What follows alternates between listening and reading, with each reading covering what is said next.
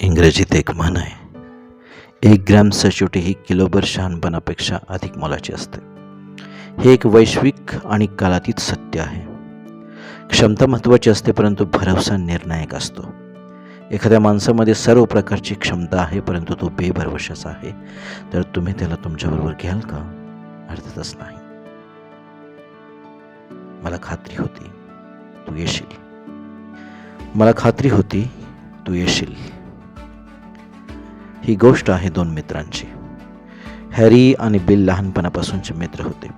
ते शाळेत, कॉलेजमध्ये बरोबर होते आणि लष्करातही एकत्र भरती झाले. युद्ध सुरू झाले आणि ते एकाच तुकडीतून लढाई करत होते. एका रात्री ते दबा धरून बसले होते. चहूबाजूनी बंदुकींच्या गोळ्यांचा मारा होत होता. तशातच अंधारातून एक आवाज आला, हॅरी, कृपा करून ये आणि मला मदत कर. बिलच्या मदतीला जाण्याची परवानगी मागितली तर कॅप्टन म्हणाला, मी तुला परवानगी देऊ शकत नाही. माझ्याकडे आधीच माणसे कमी आहेत. आणखी एक माणूस गमावणं मला परवडणार नाही. शिवाय बिलच्या आवाजावरून तो जगेल असं वाटत नाही.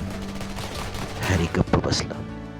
परत आवाज आला, हॅरी, कृपा करून ये आणि मला मदत कर. कॅप्टनने आधीच परवानगी नाकारल्यामुळे हॅरी गप्प बसला. पुन्हा पुन्हा आवाज येऊ लागला. हॅरीला अधिक थांबवेना आणि तो कॅप्टनला म्हणाला, कॅप्टन, हा माझा लहानपणापासूनचा दोस्त आहे. मला त्याच्या मदतीला केलंच पाहिजे. कॅप्टनने नाखुशीनेच त्याला जाण्याची परवानगी दिली. हॅरी अंधारात रांगत गेला आणि त्याने बिलला खंदकात ओढून आणलं. कॅप्टनने पाहिलं, बिल मेला होता. ते पाहून कॅप्टनला राग आला आणि तो ओरडला, मी सांगितलं होतं ना तुला, तो जगणार नाही म्हणून. तो मेलाय. तू सुद्धा मेला असतास आणि माझा एक माणूस कमी झाला असता. तुझं हे वागणं चुकीचं होतं. हॅरीनं उत्तर दिलं, कॅप्टन, मी योग्य तेच केलं. मी बिल जवळ पोहोचलो ना, तेव्हा तो जिवंत होता आणि त्याचे शेवटचे शब्द होते, हॅरी, मला खात्री होती तू येशील.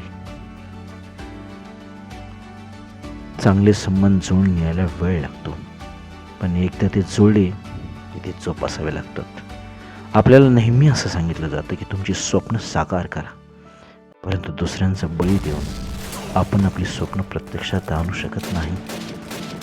असं वागणारी माणसं तत्वहीन, विधीन, निषेधशून्य असतात. आपण आपलं कुटुंब, मित्र आणि आपली जिव्हाळ्याची माणसं, आपल्यावर अवलंबून असणाऱ्या अशा सर्वांसाठी व्यक्तिगत पातळीवर स्वार्थ त्याग केला पाहिजे.